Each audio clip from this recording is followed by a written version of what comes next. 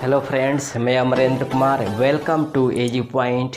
मैं उम्मीद करता हूं कि आप लोग बहुत अच्छे होंगे। चलिए आज हम स्टार्ट करते हैं। आधुनिक भारत का जो पहला क्लास है वह उत्तर मुगल काल है ना, क्योंकि इसके पहले वाले वीडियो में मैंने टोटल आधुनिक भारत का स्ट्रक्चर में बता दिया था। उसी स्ट्रक्चर के अनुरूप मैं ये क्लास लेकर चल रहा हूँ आप लोग को। उनमें जो पहला चैप्टर था वह उत्तर मुगल काल था। हालांकि उत्तर मुगल काल का जो शुरुआत होता है वह औरंगजेब के मृत्यु के बाद होता है ना। और जो उत्तराधिकारी होते हैं वह औरंगजेब के बाद आने वाले उत्तराधिकारी शासन करते हैं।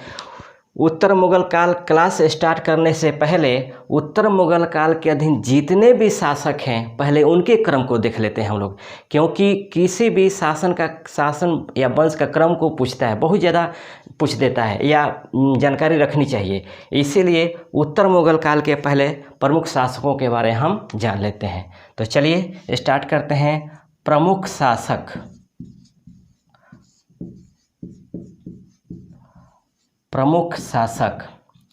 प्रमुख शासकों में पहला है बहादुर शाह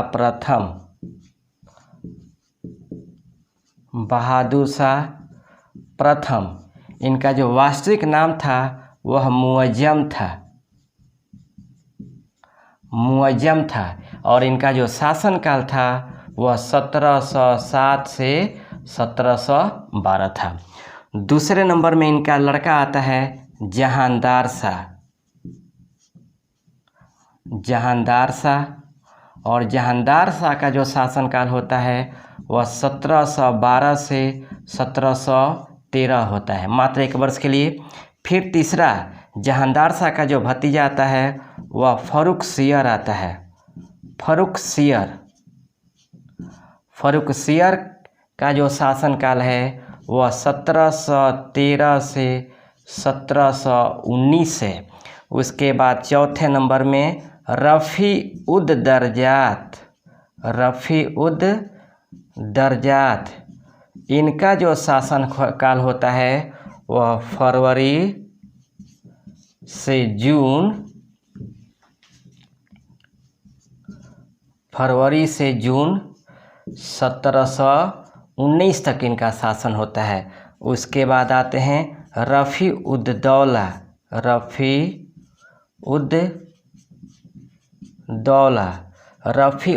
का जो शासनकाल आता है वो आपका जून से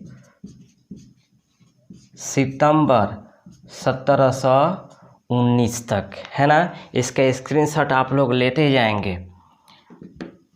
चलिए उसके बाद रफ़ी-उद-दौला के बाद आपको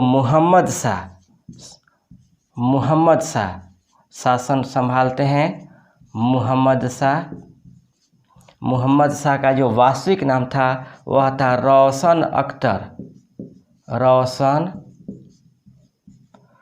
अख्तर इनका वास्तविक नाम था। और इनका जो शासनकाल था वह आपको 1719 से आपको 1748 था। उसके बाद अहमद शाह का शासनकाल आता है। अहमद शाह का जो शासनकाल था वह 1748 से 1754 तक था। फिर उसके बाद 8 नंबर में आते हैं आलमगीर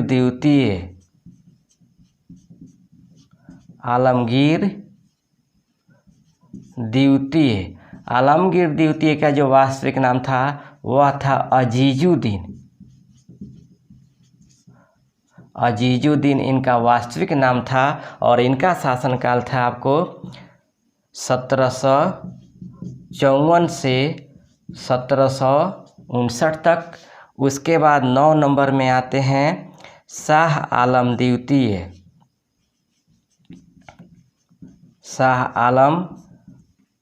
द्वितीय है ना। शाह आलम द्वितीय इनका जो वास्तविक नाम था वह था अली गौहर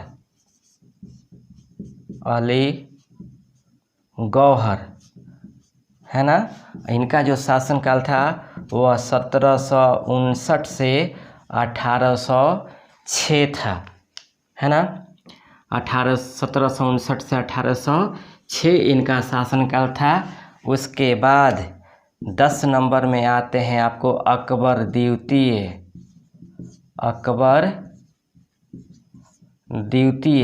अकबर द्वितीय का जो शासनकाल था वो 1806 से 1837 था। और 11 नंबर में उत्तर मुगल काल के अंतिम जो बादशाह थे वह थे बहादुर शाह द्वितीय। बहादुर शाह द्वितीय है ना। बहादुर शाह द्वितीय की जो उपाधि थी वह जफर की उपाधि थी।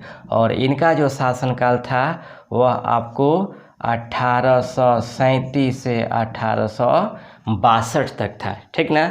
तो ये हमारे उत्तर मुगल काल के प्रमुख शासक हुए। अब आते हैं हम उत्तर मुगल काल के बारे में। लेकिन उत्तर मुगल काल के शासकों का क्रम जरूर याद रखिएगा, क्योंकि बहुत बार ये क्रम को पूछ देता है ना। तो ये जानना जरूरी है। चलिए अब आते हैं उत्तर मुगल काल। समझिएगा, 7 मार्च 1707 ईस्वी को 7 मार्च 1707 ईस्वी को अहमदनगर में औरंगजेब के मृत्यु के बाद भारतीय इतिहास में एक नए युग का शुरुआत होता है, जिसे उत्तर मुगल काल कहा जाता है। फिर समझिएगा, 7 मार्च 1707 ईस्वी को अहमदनगर में औरंगजेब के मृत्यु के बाद भारतीय इतिहास में एक नए युग की शुरुआत होती है, जिसे उत्तर मुगल काल कहा जाता है ना। औरंगजेब के 4 पुत्र थे। औरंगजेब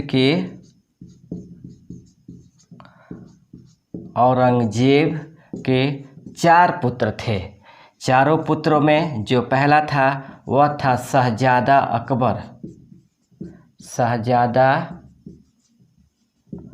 अकबर।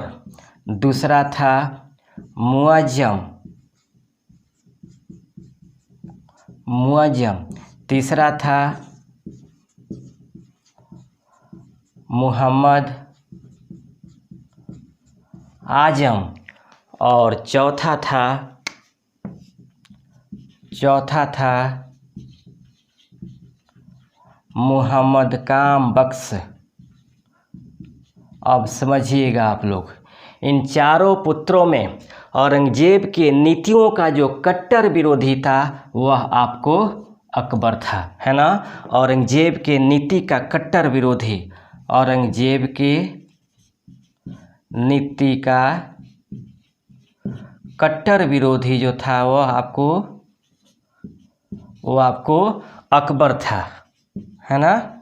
ये जो अकबर था औरंगजेब की नीति का कट्टर विरोधी था, जो पहले ही मारा जा चुका था। इनके शासनकाल में ही यह मारा जा चुका था। बचे कितने अब? 3।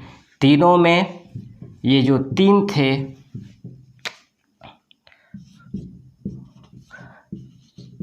इन तीनों में मुअज्जम, मुहम्मद आजम और मुहम्मद काम बख्श के बीच औरंगजेब के मृत्यु के बाद गद्दी के लिए उत्तराधिकार का युद्ध होता है ना। औरंगजेब की जब मृत्यु होती है 7 मार्च 1707 ईस्वी को, तब मुगल गद्दी के लिए इन तीनों में उत्तराधिकार का युद्ध होता है, जिसमें मुअज्जम मुहम्मद आजम को पराजित करता है और इसे हत्या करके मुगल गद्दी को प्राप्त करता है। और मुगल गद्दी पर जो बैठता है वह बहादुर शाह प्रथम के नाम से बैठता है। बहादुर शाह प्रथम के नाम से बैठता है।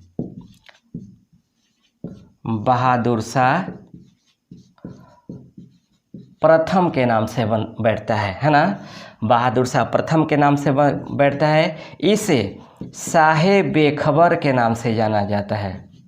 इसे शाहे बेखबर के नाम से जाना जाता है। याद रखिएगा। और एक बात, मुगल वंश का यह पहला शासक था जो सबसे अधिक उम्र में गद्दी पर बैठा था, है ना। यह एकमात्र बादशाह था जो सबसे वृद्ध अवस्था में यह गद्दी पर बैठा था। जब यह गद्दी पर बैठा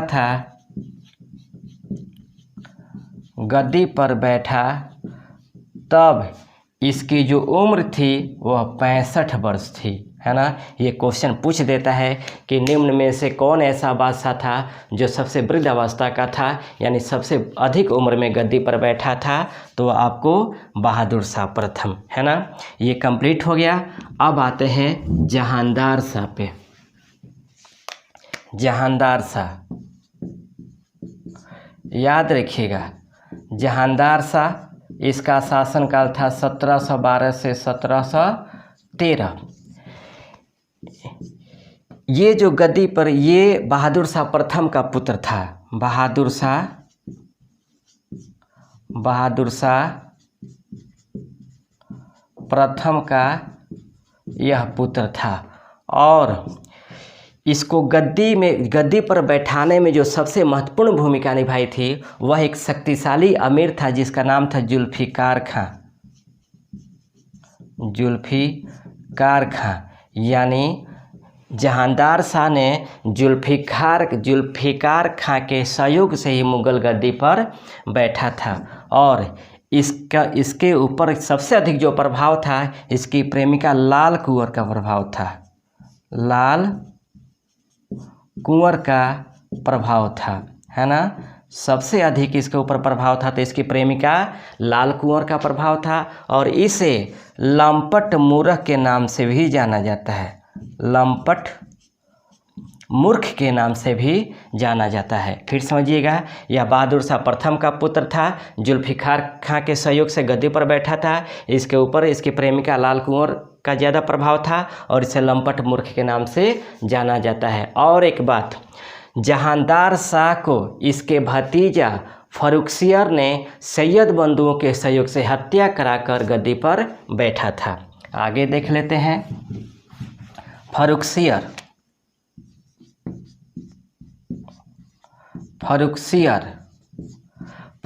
का जो शासनकाल था वह 1713 से 1719 था। यह जहांदार शाह का भतीजा था। जहांदार शाह का भतीजा था, और इसने सैयद बंधुओं के सहयोग से, सैयद बंधु में है आपको अब्दुल्ला खां एवं हुसैन अली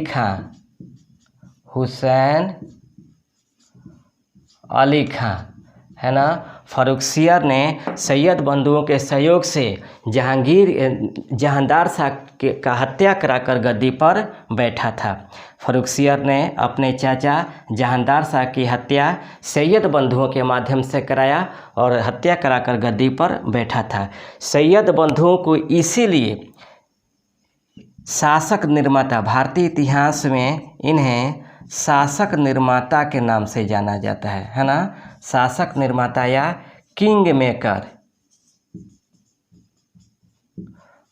मेकर के नाम से जाना जाता है ना। इसके अलावा जब पदों के वितरण में फर्रुखसियर और सैयद बंधुओं के बीच जब विवाद उत्पन्न हो गया, तब फर्रुखसियर ने सैयद बंधुओं को रास्ते से हटाने के बारे में षड्यंत्र करने लगा, यानी उनको मारने की, उनकी हत्या का षड्यंत्र रचने लगा, जिसकी वजह से सैयद बंधुओं को यह षड्यंत्र को मालूम चल गया, और जब वह मालूम चला तो फर्रुखसियर की हत्या कर दी, है ना।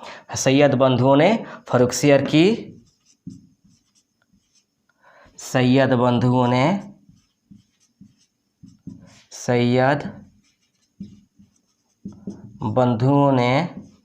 फर्रुखसियर की हत्या कर दी।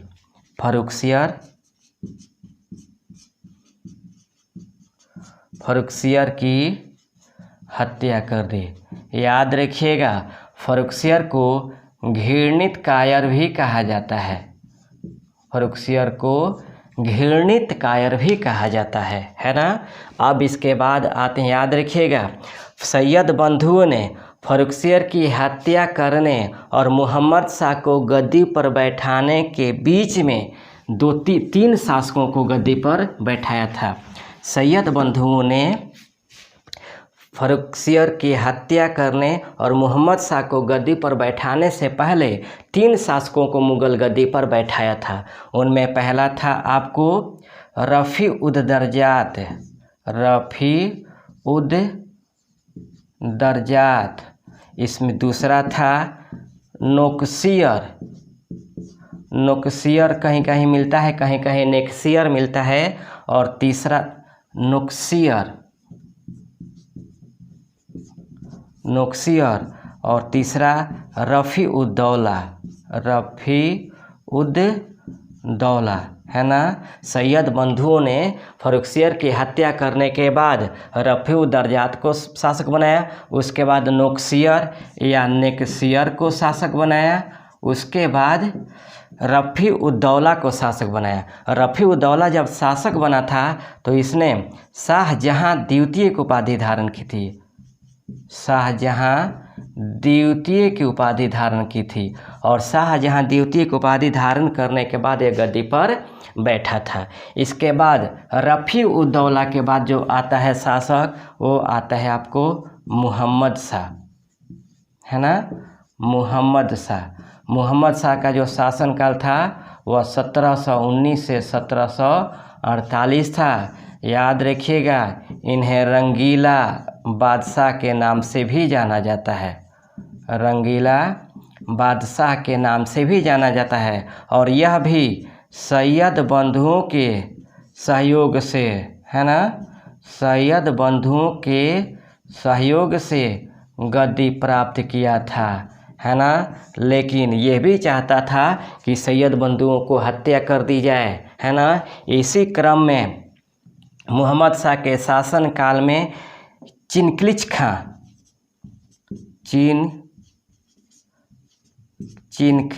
खां या निजामुल मुल्क ने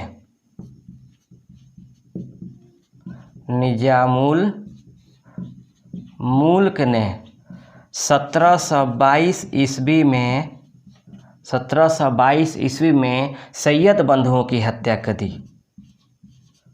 1722 ईस्वी में सैयद बंधुओं की हत्या कर दी, है ना, सैयद बंधुओं की हत्या कर दी। याद रखिएगा, मोहम्मद शाह पहला मुग़ल बादशाह था जिसने भारत में जजिया कर को पूर्ण तरह से समाप्त किया। जजिया कर को, यह पहला मुग़ल बादशाह था जिसने भारत में जजिया कर को पूर्ण तरह से प्रतिबंध कर दिया। जजिया नामक धार्मिक कर को समाप्त किया। याद रखिएगा, थोड़ा जजिया कर के बारे में समझ लीजिए, है ना। जजिया यह एक धार्मिक कर था जो गैर मुसलमानों से लिया जाता था, गैर मुसलमानों से लिया जाता था, है ना। जजिया एक धार्मिक कर था जो गैर मुसलमानों से लिया जाता था, और भारत में सर्वप्रथम इस कर को लगाया था मोहम्मद बिन कासिम ने। याद रखिएगा, सबसे पहले ये अरब आक्रमणकारी था मोहम्मद बिन कासिम, जिन्होंने 712 ईस्वी में सिंध के निवासियों से जजिया नामक धार्मिक कर को वसूल किया था। लेकिन जजिया नामक जो धार्मिक कर था वह भिखारियों और ब्राह्मणों से वसूल नहीं किया जाता था। लेकिन दिल्ली सल्तनत में जब हम आते हैं तो दिल्ली सल्तनत में एक सुल्तान होता है फिरोज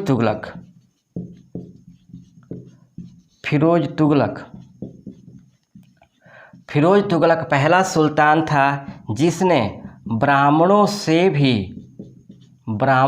भी जजिया कर को वसूल किया था। याद रखिएगा, इसके पहले या इसके बाद में कोई भी शासक सुल्तान थे जिन्होंने ब्राह्मणों से जजिया कर वसूल नहीं किया, लेकिन फिरोज तुगलक पहला तुगलक वंश का शासक था, यानी दिल्ली सल्तनत का सुल्तान था जिसने ब्राह्मणों से भी जजिया कर वसूल किया था।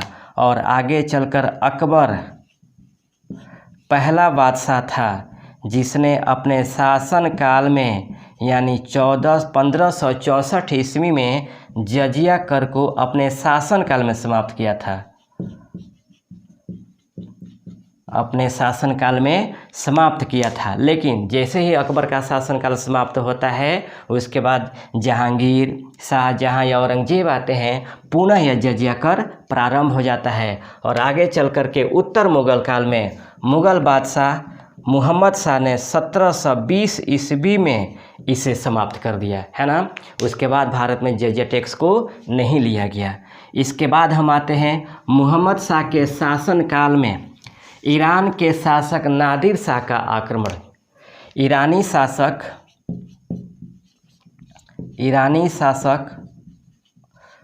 नादिर शाह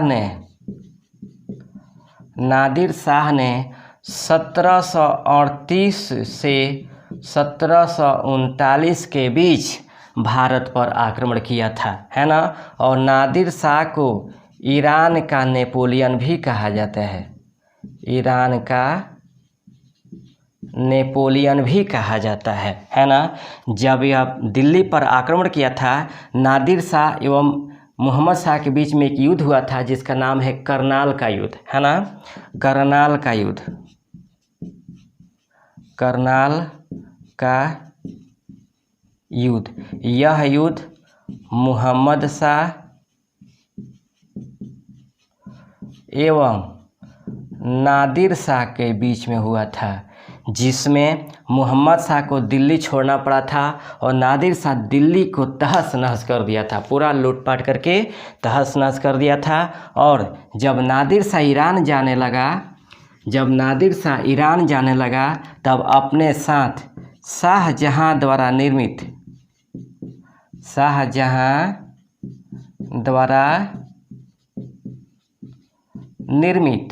तख्त ए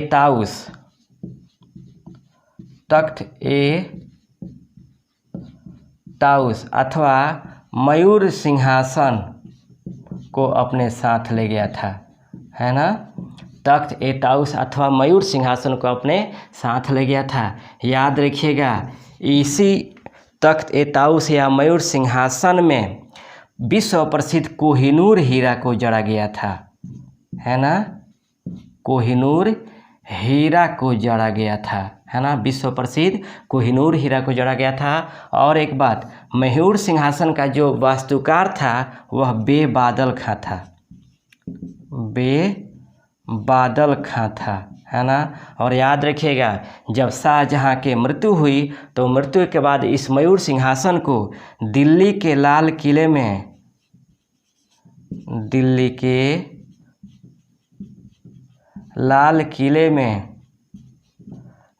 किले के दीवाने आम में रखा गया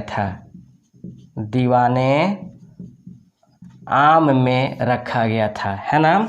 और उसके बाद मोहम्मद शाह के शासन काल में ही नादिर शाह का जो उत्तराधिकारी था वह अहमद शाह अब्दाली, जिसने 1748 में आक्रमण किया था, 1748 में आक्रमण किया था। फिर समझ लीजिएगा, मोहम्मद शाह, इनका शासनकाल 1719 से 1748 है। इन्हें रंगीला बादशाह के नाम से जाना जाता है। इन्होंने भी सैयद बंधुओं के सहयोग से गद्दी प्राप्त की थी, लेकिन चिनकिलिज था यानी निजामुल मुल्क ने सैयद बंधुओं की हत्या कर दी। उसके बाद ये पहला मुगल बादशाह था जिसने जजिया कर को अंतिम रूप से 1720 ईस्वी में समाप्त किया। उसके बाद इन्हीं के शासनकाल में ईरान का जो शासक था वह नादिर शाह, जो 1738 से 1739 में आक्रमण किया था। और नादिर शाह और मोहम्मद शाह के बीच में युद्ध हुआ था जिसका नाम था करनाल का युद्ध, जिसमें दिल्ली से अपदस्थ किया था मोहम्मद शाह को, है ना। और नादिर शाह ने दिल्ली को तहस नहस किया था। और ईरान शाह जब ईरान जाने लगा, नादिर शाह था। जब ईरान जाने लगा तो शाहजहां द्वारा बनवाया गया तख्त-ए-ताउस या मयूर सिंहासन को भी अपने साथ लेकर गया, जिसमें विश्व प्रसिद्ध कोहिनूर हीरा जड़ा था। मैं बताया था कि तख्त-ए-ताउस का जो वास्तुकार था वह बेबादल का था, है ना। शाहजहां के मरने के बाद इसे तख्त-ए-ताउस को दिल्ली के लाल किले के दीवाने आम में रखा गया था, है ना। उसके बाद मोहम्मद शाह के शासनकाल में ही उसका उत्तराधिकारी यानी नादिर शाह का उत्तराधिकारी अहमद शाह अब्दाली 1748 में आक्रमण किया था, है ना। तत्काल में इतने ही रहने देते हैं, बाकी इसके बचे हुए जो पार्ट हैं वो नेक्स्ट वीडियो में क्लास कंप्लीट करा देंगे। तब तक के लिए इतना ही रहने देते हैं। थैंक यू, धन्यवाद।